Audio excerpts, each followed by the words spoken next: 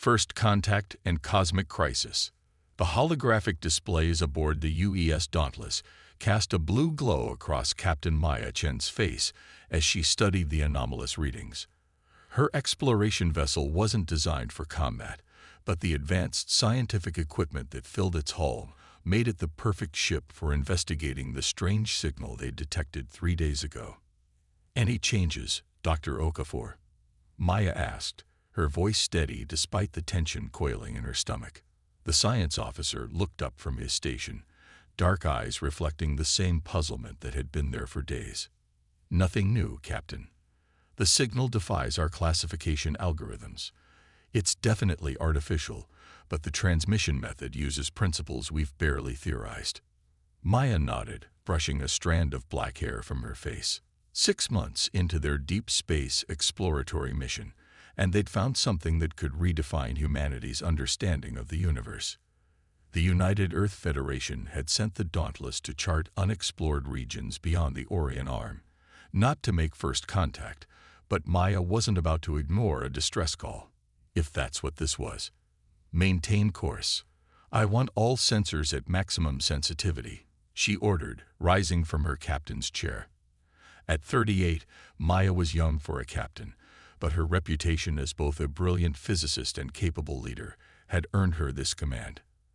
"And alert me immediately if anything changes." In her quarters, Maya reviewed the signal analysis once more. The quantum fluctuations embedded within it suggested technology far beyond human capabilities. Either they were dealing with an incredibly advanced civilization, or something else entirely. She didn't have to wait long to find out. The alarm blared at 3:40 ship time, jolting Maya from a restless sleep. By the time she reached the bridge, the view screen showed what had triggered the alert. A massive vessel had appeared seemingly from nowhere, now drifting less than 10 kilometers from the Dauntless. "Sensor report," Maya demanded, instantly alert. "It just appeared, Captain," Lieutenant Zhu said from Tactical. "No warp signature, no distortion field. One moment there was nothing, the next." She gestured at the screen. The alien ship resembled a collection of crystalline formations that somehow flowed together like liquid. Its surface pulsed with internal light that shifted through colors humans had no names for. "It's broadcasting on all frequencies now, Captain," Communications Officer Patil interrupted. "And I think our translation matrix is actually managing to decipher it." "Put it through," Maya ordered. A voice unlike anything human vocal cords could produce filled the bridge, yet the ship's AI translated it into eerily perfect standard English. "We are the Nirasi. We seek sanctuary. The decay approaches. Please, help us." Within hours, Maya found herself face to face with the first confirmed sentient alien species humanity had ever encountered. The Nirasi delegate stood in the Dauntless's conference room, though stood wasn't quite right. The crystalline being seemed to hover slightly above the deck, its translucent body containing swirls of luminescence that pulsed in time with its thoughts. The delegation consisted of 3 Nirasi, each about 2 meters tall. They communicated primarily through telepathy among themselves, but had quickly adapted to use sound waves for the humans' benefit. "The cosmic decay will reach this sector in approximately 38 of your days," the lead Nirasi, who called itself Resonance of Truth, explained. Its voice came from vibrations in the air rather than from any visible nav. "Our species has flown across 17 galaxies attempting to escape it. And what exactly is this cosmic decay?" Maya asked, trying to maintain her scientific detachment despite the extraordinary circumstances. The Nirasi's lights dimmed momentarily. What Maya would later learn was their equivalent of a sorrowful expression. "It is the unmaking of reality itself. Where it passes, the fundamental forces begin to unravel. Planets crumble. Stars collapse prematurely. Life ceases." Dr. Okafor leaned forward. "You're describing some kind of massive wave of disruption in the quantum field." "Your understanding is primitive but essentially correct," another Nirasi, clarity beyond illusion, responded. "The decay erodes the very fabric that holds your atoms together. Nothing we have tried has stopped its advance. Maya felt a chill run down her spine. And you believe it's headed toward Earth. Not just your world, Captain Chen. All worlds in this galaxy will eventually fall to it. Over the next several days, the Neresi shared their knowledge with the dauntless crew.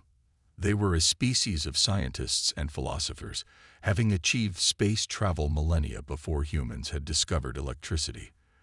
Their crystalline bodies could live for thousands of years, absorbing energy directly from stars. But most importantly, they explained the origin of the cosmic decay. The decay is not a natural phenomenon, resonance of truth revealed during what had become daily briefings. It is the consequence of a war that has raged for over 100,000 of your years. Maya's eyes widened. A war could cause this level of reality disruption. Not a conventional war as you understand it. The conflict between the Ascendant Collective and the Void Dominion is fought with weapons that manipulate the fundamental forces of creation. The holographic display activated, showing two vastly different species.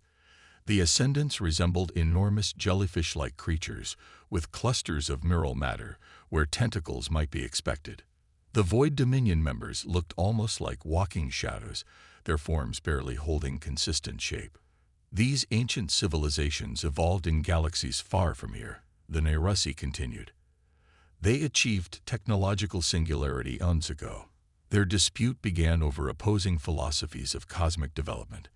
The Ascendants believe in guided evolution and cosmic harmony, while the Dominion embraces entropy and natural selection on a universal scale.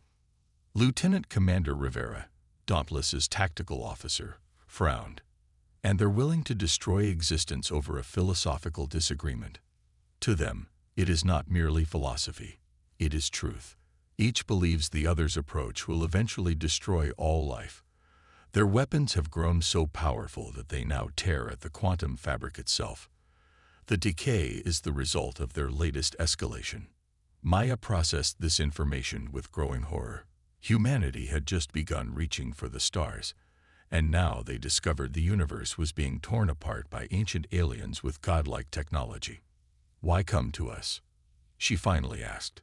Humanity is centuries, perhaps millennia, behind your technology.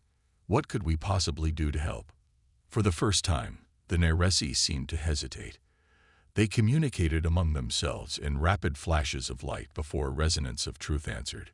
Because you are different, Captain Chen. In all our travels, fleeing the decay across countless star systems, we have never encountered a species quite like humanity. Different how? Your neural patterns, your emotional capacity coupled with your logical reasoning, your adaptability, the crystalline being drifted closer. Over millions of years, we have observed that most intelligent species evolved to emphasize either logic or emotion, either individual achievement or collective harmony. Humans possess a unique balance that defies evolutionary patterns. Maya exchanged glances with her officers. That still doesn't explain. We believe humans might perceive solutions where others cannot. Clarity beyond illusion interjected. Your species-defining trait is not your technology, but your perspective. You see connections others miss. The request that followed was unprecedented. The Neresi asked not just for sanctuary, but for an alliance, a joint scientific mission to study the decay and potentially develop countermeasures.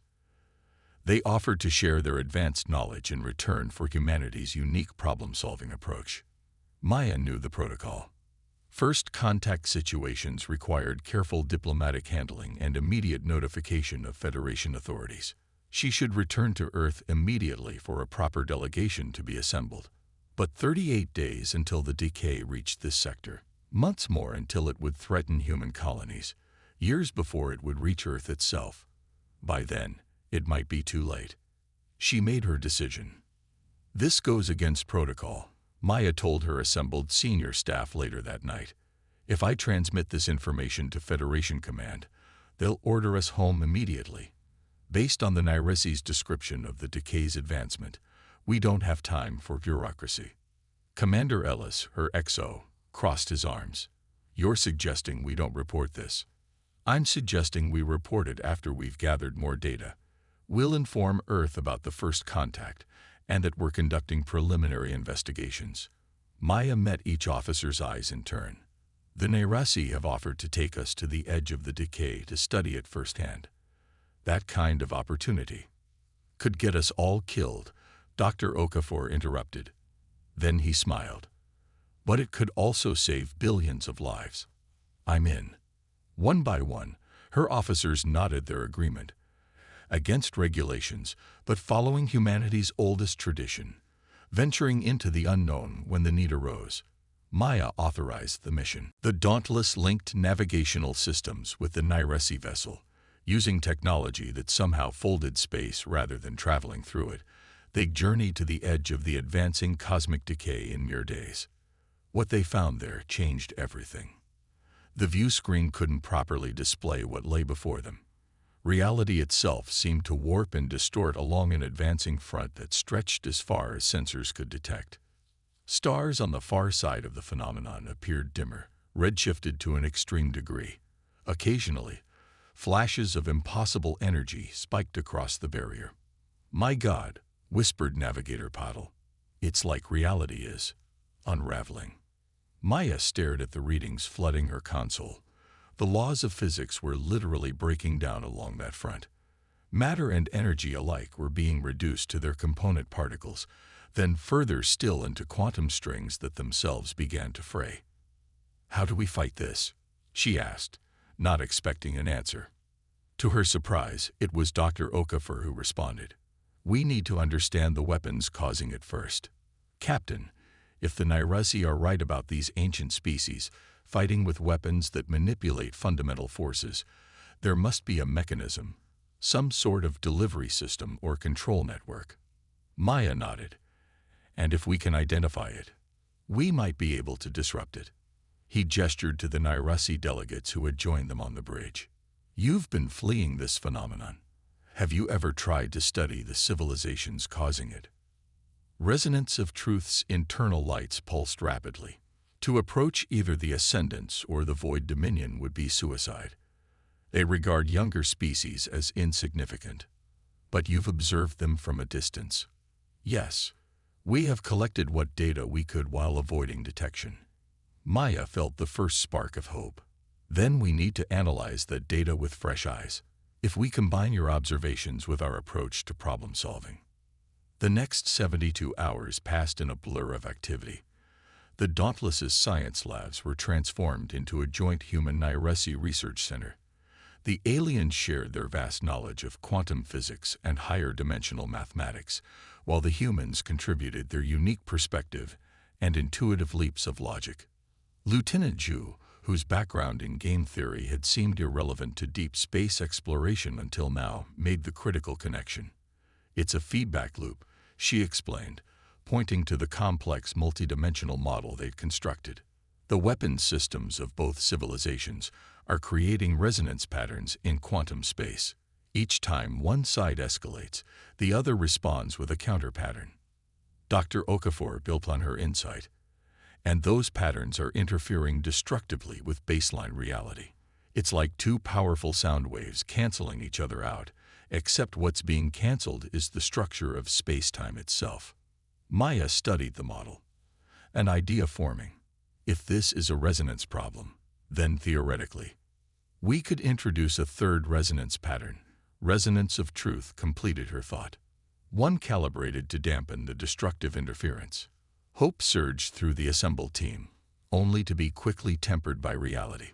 The energy requirements would be astronomical, Commander Ellis pointed out.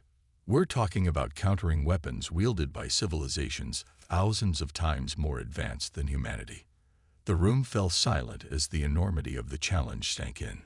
Then Maya noticed something on one of the Nairesi data streams, a pattern she recognized from her own research years ago. "What if we don't try to match their energy output?" she said slowly. "What if we target the control systems instead?" The Nairesi lights brightened with interest. "Explain, Captain Chen." "Both these ancient species are using quantum entanglement networks to coordinate their weapons across vast distances, correct?" Maya pulled up her old research papers. 6 years ago, I was working on quantum communication disruption techniques. The principle was that you could create cascading failures in entangled systems with minimal energy input if you identified the key nodes. She pointed to anomalous readings in the Nirasi data. There and there. Those look like command and control signatures. If we could introduce targeted interference at those points, we might disrupt their ability to maintain the destructive resonance. Dr. Okafor finished, excitement building in his voice. For the first time, they had the outline of a plan. It would require getting dangerously close to both alien factions' territories, precisely targeting their command networks, and escaping before they could respond. The chances of success were minimal. The chances of survival, perhaps even less. But as Maya looked around at her crew and their new alien allies, she saw determination rather than defeat. Humanity had always faced long odds, from surviving ice ages with stone tools to overcoming their own self-destructive tendencies to reach the stars. Now they faced their greatest challenge yet, saving not just themselves, but existence itself. Begin preparations, Maya ordered. We have a universe to save. Humanity's solution and galactic unification. 2 weeks of frantic preparation had transformed the Dauntless into something its designers would barely recognize. Nirasi crystalline technology merged with human engineering throughout the ship, creating hybrid systems that shouldn't work according to either species' scientific understanding, and yet somehow did. Final diagnostics complete. Lieutenant Commander Rivera reported from Tactical. The quantum disruption array is online and functioning at 94% efficiency.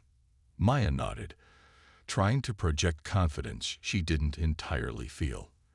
The plan they'd developed was audacious to the point of insanity. To disrupt the control networks of 2 ancient civilizations, each capable of manipulating the fundamental forces of the universe, with a hastily constructed device mounted on an exploration vessel. It sounded like the plot of a bad Hollywood, rather than a serious military operation. And yet, it was their only hope. Status of the Nirasi fleet? She asked. 17 vessels have answered their call, Commander Ellis reported. They're in formation and ready to provide the interference pattern we need. The Nirasi had sent out a desperate plea to their scattered brethren, gathering what ships they could to support the human plan. Each Nirasi vessel would generate a specific quantum field that, when combined, would create a momentary shadow in higher dimensional space, enough to mask the Dauntless's approach to the control nodes they needed to target. Dr. Okafor, status of the Harmony Protocol. The science officer looked up from his station with dark circles under his eyes. He, along with a team of human scientists and Nirasi specialists, had been working around the clock to develop the weapon, if weapon was even the right word for what they'd created. The neural interface is stable, Captain. We've successfully integrated the consciousness quantum field manipulator with the ship's systems. He hesitated, but I must emphasize again, the risks to the participants are substantial. Maya knew exactly what those risks entailed. The Harmony Protocol required direct neural linkage between human minds and the quantum disruptor. The Nirasi had been astonished to discover that human consciousness, particularly human empathy, created unique patterns in quantum fields that neither they nor the ancient warring species had ever generated. The volunteers understand the risks, Maya replied quietly. Are they ready? Yes. All 5 are in the interface chamber, prepared for activation. 5 crew members, including Dr. Okafor himself, had volunteered to link their minds to the device. The process would allow their consciousness to directly influence quantum fields at the target nodes, disrupting the command structure of the ancient weapon systems. But the neural strain could cause permanent brain damage, or worse. Maya had wanted to be among those 5 herself, but both Ellis and Okafor had vehemently objected. The mission needed its captain at the helm. Set course for the first target node, Maya ordered. Maximum stealth protocols, and signal the Nirasi fleet. Operation Harmony is a go. The journey to the edge of ascendant collective space took 3 days at maximum speed. The closer they came to the ancient civilization's territory, the more bizarre space itself became. Light bent in impossible ways. Gravity fluctuated unpredictably. Sensors detected structures that seemed to exist in more dimensions than humans could perceive. "We're picking up activity ahead," Zhu reported, her voice tight.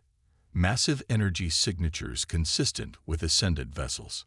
The view screen adjusted to show what appeared to be enormous organic mechanical hybrids, living ships the size of small moons that pulsed with internal energies. Tentacle-like appendages extended from their central masses, manipulating space itself. "Are they aware of us?" Maya asked. "Negative. The Nyresi masking field is holding." Maya nodded grimly. "Maintain course. Take us to the primary node." According to their analysis of Nyresi data, the Ascendants controlled their reality warping weapons through a series of quantum entanglement nodes, massive structures that coordinated the destructive resonance patterns. The plan was to introduce the Harmony Protocol at one node from each civilization, creating a cascading failure that would disrupt the entire network. As they approached the first target, a crystalline structure suspended in space that seemed to phase in and out of visible reality, Maya felt her throat tighten. "We're in position," Commander Ellis reported, initiating countdown for Harmony Protocol activation. In the neural interface chambered deep within the Dauntless, 5 brave crew members lay in specialized pods. Their consciousness was about to become the most unlikely weapon in the history of warfare. Activation in 3, 2, 1. A surge of energy coursed through the ship as the neural interface came online. On the bridge, the lights flickered momentarily, and several secondary systems went offline as power was diverted to the Harmony Protocol. Maya watched the sensor readings with bated breath. For several tense moments, nothing seemed to happen. Then, "We're detecting a change in the node's quantum signature," Zhu reported, wonder in her voice. "The resonance pattern is shifting." On the main view screen, the crystalline structure began to pulse with new energies. What had been a harsh, angular pattern of light became smoother, more organic, almost beautiful. "It's working," Ellis whispered. Before they could celebrate, alarms blared across the bridge. "Multiple ascendant vessels changing course," Zhu called out. "They've detected us." "Evasive maneuvers," Maya ordered instantly. "Prepare for emergency jump to the second target coordinates." The Dauntless shuddered as gravity waves from the approaching ascendant ships distorted space around them. On the tactical display, Maya could see the massive alien vessels converging on their position with impossible speed. "Status of the Harmony Protocol," she demanded. "First node successfully modified," Okafor's assistant reported from Science Station. "Neural interface disengaging." "Wait," alarm filled her voice. "We're getting erratic readings from the interface chamber. The participants' neural patterns are destabilizing." Maya's heart clenched. "Can you safely disconnect them?" "Trying, but the quantum entanglement is still active. If we force a disconnect now—" "Do whatever you need to protect them," Maya ordered. "Ellis, status of our jump preparations." "Ready in 30 seconds, Captain." It was going to be close. Too close. The nearest ascendant vessel was less than 50,000 kilometers away. Practically point-blank range for weapons that could manipulate reality itself. "Incoming energy surge," Zhu shouted. The view screen showed one of the jellyfish-like ships extending its neural tendrils. Space itself seemed to warp between those appendages, forming a distortion that rushed toward the Dauntless. "Brace for impact." The hit never came. Instead, a Nyresi vessel intercepted the attack, its crystalline structure absorbing the brunt of the distortion wave. The smaller ship shattered instantly, fragments of living crystal dispersing into space. "They sacrificed themselves," Maya whispered, horror and gratitude warring within her. "Jump ready," Ellis called. "Execute now." The stars blurred as the Dauntless leaped through folded space, leaving the ascendant vessels behind. The journey to the edge of Void Dominion territory was much shorter this time, a calculated risk, as they needed to strike both nodes in rapid succession for the plan to work. When they emerged from the jump, the scene before them could not have been more different from Ascendant space, where the collective's territory had been filled with organic mechanical structures and living ships. The Dominion's realm was a study in darkness and void. Massive black structures absorbed rather than emitted light. Their ships resembled tears in reality itself, absence rather than presence. Second target node in visual range, Zhu reported, her voice subdued. The loss of the Neresi vessel weighed heavily on everyone. Status of the neural interface team? Maya asked. Stabilized but critical, came the reply.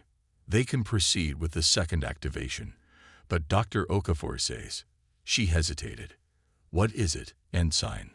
He says the neural patterns suggest this will be their only chance. A third activation would be fatal. Maya closed her eyes briefly. They had always known this mission might require the ultimate sacrifice, but theory was different from reality. Understood. Prepare for final protocol activation. The Void Dominion node was a perfect sphere of absolute darkness, absorbing all radiation that touched it. As they approached, sensors indicated it was generating quantum distortions that bent the very fabric of space-time around it. In position. Activating Harmony Protocol. Now. Once again, the ship's systems flickered as power diverted to the neural interface. This time, however, the reaction was immediate and violent. The Void Dominion node pulsed with energy, not darkness, but a spectrum of light that seemed to spiral inward rather than outward. Significant change in node quantum signature, reported the science officer. The resonance pattern is inverting. Before they could process this success, a new alarm sounded. Massive spatial distortion forming 300 kilometers off our port side. The view screen showed what appeared to be a tear in space itself, a vertical slice of nothingness from which emerged a Void Dominion vessel. Unlike the organic ships of the Ascendants, this craft was a geometric impossibility. Angles that shouldn't exist formed from materials that didn't reflect light so much as consume it.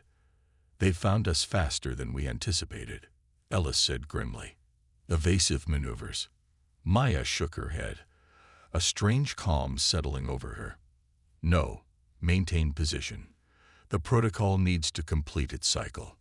Captain, if they attack. Then we die completing our mission, Commander.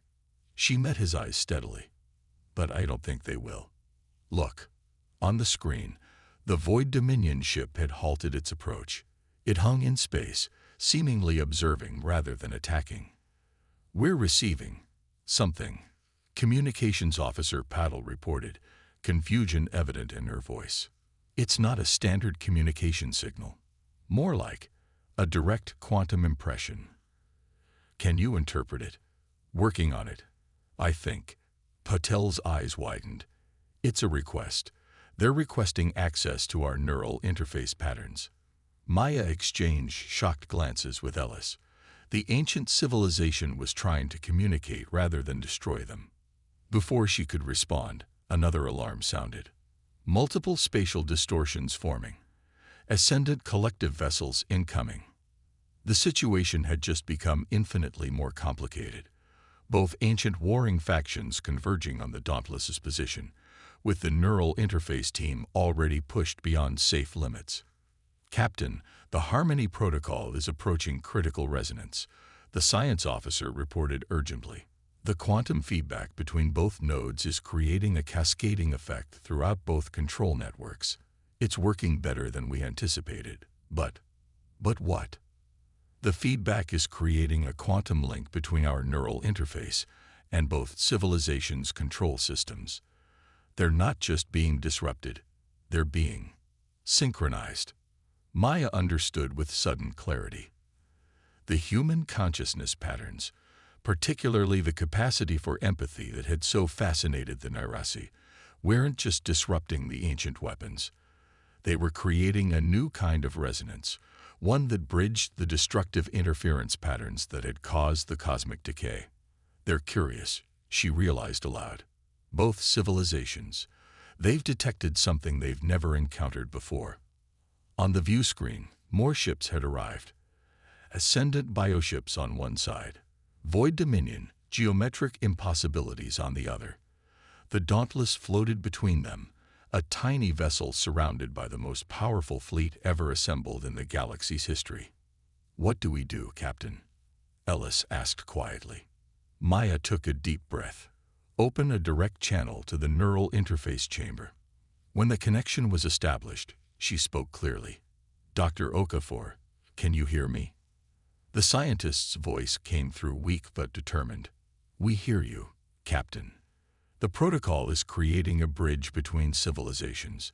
Both ancient species are present and observing. Can you show them more?" There was a moment of silence before Okafor replied. "You mean let them experience human consciousness directly? Captain, that level of neural exposure could be fatal." "I know." Maya closed her eyes briefly. "But it might be our only chance to end this war, to save everything." Another pause, longer this time. Then, "We'll do it, reconfiguring the neural interface now." Maya turned to her communications officer. "Broadcast on all frequencies, all methods. Tell both civilizations that we're offering a direct experience, a way to understand each other through the perspective of a third party." As Paddle carried out her orders, Maya addressed the bridge crew. "What we're attempting has never been done before. These ancient species have been locked in their philosophical conflict for so long they can no longer see alternatives. We're offering them something new, the human capacity to hold contradictory ideas simultaneously, to find middle paths where others see only extremes." On the main view screen, the standoff continued. Neither ancient civilization had attacked yet, which Maya took as a positive sign. They were curious, perhaps for the first time in millennia. "Neural interface reconfigured," came Dr. Okafor's strained voice. "Broadcasting. Now." The ship trembled as the neural interface reached its maximum output. 5 human minds, connected to the quantum disruptor, now opened themselves to the oldest and most powerful intelligences in the known universe.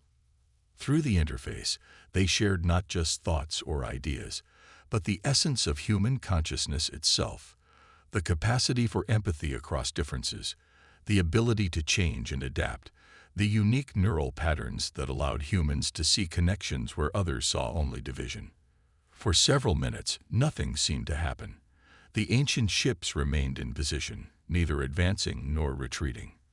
Then, "Something's happening to the nodes," the science officer reported, bewilderment in her voice. On auxiliary screens, both the Ascendant and Void Dominion control nodes were changing. The crystalline structure of the Ascendant node was becoming less rigid, less absolute in its patterns. The perfect darkness of the Void Dominion node was developing subtle variations, hints of structure within the void. "The cosmic decay," Zhu suddenly exclaimed. "Look at the long-range sensors." The advancing front of reality disruption that had been consuming galaxies had paused. The destructive interference patterns were stabilizing. The quantum unraveling halted in mid-process. "We're receiving direct quantum communications from both civilizations," Paddle reported, her voice filled with wonder. They're actually communicating with each other. For the first time in over 100,000 years, the Ascendant Collective and Void Dominion were engaging in dialogue rather than warfare.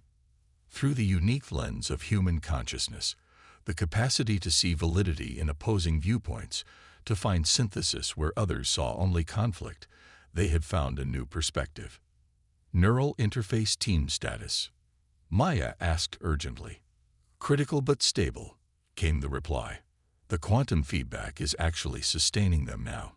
It's as if both ancient civilizations are helping maintain the connection." Hours passed as the unprecedented communication continued. The Dauntless remained at the center of the massive fleet, a tiny vessel that had somehow become the nexus of a cosmic diplomatic revolution. Finally, Paddle looked up from her station with tears in her eyes. "Captain, they've reached an agreement. Both civilizations are implementing the joint protocol to reverse the cosmic decay." A cheer went up across the bridge. Maya found herself gripping the arms of her captain's chair, emotion threatening to overwhelm her professional composure. And our neural interface team. Stabilizing. The ancient species are helping disconnect them safely.